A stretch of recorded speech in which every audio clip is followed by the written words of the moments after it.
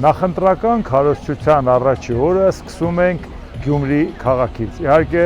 այցելելու ենք նաև Շիրակի մարզի տարբեր բնակավայրեր։ Իհարկե պաշտոնապես քարոզարշավը սկսվել է 3 մայիսի 8-ին, բայց հաշվի առնելով, որ այդ օրը երկրապահի օրն է, Շուշիի ազատագրման օրն է, Հայաստանի շնորհապետական կուսակցության ակտիվը, կուսակցության նախագահ Գուրգեն Սիմոնյանի գլխավորությամբ այցելեցինք Եռաբլուր եւ այդ օրը նպատակահարմար չհամարեցինք քարոզարշավ կազմակերպել։ Այնպես որ այսօր այստեղ ենք, տարբեր հանդիպումներ ենք ունեցել, մարդկանց հետ շփվել, ներկայացրել կուսակցության ծրագրերը, անելիքները, պատկերացում կազմել, ինչ ենք առաջարկում, ինչպիսին ենք պատկերացնում մեր երկրի ներկան ու ապագան։ Կարծում եմ, որ բավական օգտակար է այդ հանդիպումները, շատերը շատ լավ են ընդունում, ամեն ինչ նորմալ, փորձում ենք նրանք, ովքեր տեղյակ չեն, նրանց էլ հասցնենք, ծանոթացնենք